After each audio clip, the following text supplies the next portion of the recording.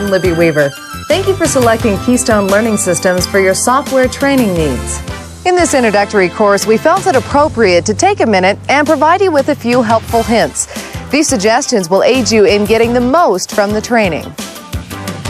While effective learning can take place by simply watching the video and then practicing what you learn later on your computer, we suggest you use your TV and PC together. This allows for a hands-on approach where you can practice as you learn. In this see it, hear it, do it environment, you follow the actions taken on the video and pause the tape as you need to practice. You also have the option to rewind and review. On the back of each video cover, you will find our reference system. Each topic and number corresponds directly with the number on the actual video in the lower right-hand corner. If you need to find a subject, fast forward to that area on the tape. You can also use the search features on your VCR to locate specific sections. Keystone Learning Systems also offers keynotes with many of our courses. Keynotes are quick reference booklets that complement our video training. They provide information in a concise, easy-to-follow printed format. Please refer to the back of your Keystone catalog for a sample or call us for more information.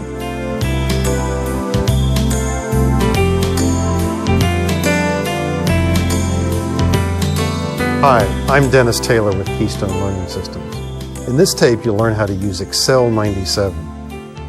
You'll learn how to start the software from the Windows platform. You'll get oriented with a basic Excel screen, and you'll learn how to do data entry, putting in text, values, learning to build formulas and expanding upon them. We'll also show you how to use the built-in functions that Excel has. Then we'll shift the focus toward formatting the worksheet for better appearances. We'll show you how to save your work, how to open files, how to close files, and we'll end by showing you how you can take your worksheet and turn it into good-looking printed output.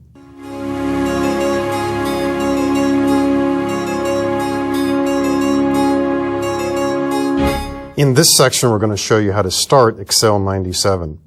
And when you see the Excel screen, you'll want to know what the various components are. We'll be talking about the menu bar, the toolbar and how to use its components, the formula bar, and the basic screen layout that you will become familiar with by the end of this tape. From the Windows 95 screen, you'll want to push the Start button located in the lower left corner of your screen. Now, from machine to machine, from setup to setup, things will be slightly different, but in most situations, you'll slide up to the Program command and then slide over, and you will see Microsoft Excel here in the list of application software. Click on Excel, Microsoft Excel, and you'll see the Microsoft Excel 97 banner, and then the screen. You'll notice on the right-hand side that you'll see an animated paperclip here. This is the assistant, which at various times will appear or disappear. It gives you help. It's an animated help feature. If you prefer not to see it there, and let's say that for the moment we don't, we'll just hide it by clicking on the X in the upper right corner. And a little bit later we will talk about how to use this. As you look at the screen, the very top has what's called the title bar, and of course this is Microsoft Excel. And when you enter Excel, the very first worksheet, workbook, will be called Book 1. If we create another new workbook, it will be called Book 2, and then another one will be called Book 3. For the moment, there's nothing in Book 1. We do see on the upper right-hand corner 3 buttons, and if you have worked with other Windows software, you may be familiar with these. If we wanted to momentarily shut down Excel, yet put it in the background, we would click on this button right here, the underscore, which means minimize. If I were to do this right now, you'll see how the Excel screen disappears. We have not destroyed anything here, but we do see Excel at the bottom of the screen with the indicator that we're using Book 1. If we simply click on this, perhaps in the meantime, maybe we wanted to use another application software. But if we want to come back to Excel, we just click on this. I think sometimes users might panic if they do this without knowing what the button means. They think maybe they've destroyed something, but they haven't. The next button to the right of that is the Restore button.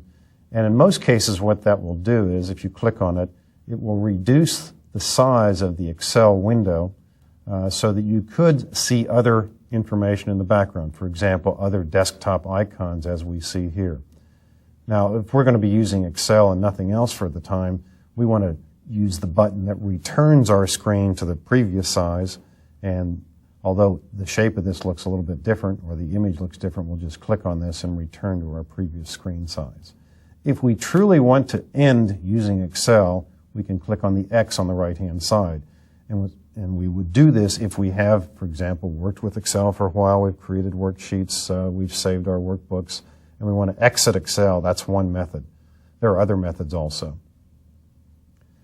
The row below the title bar is what we call the menu bar.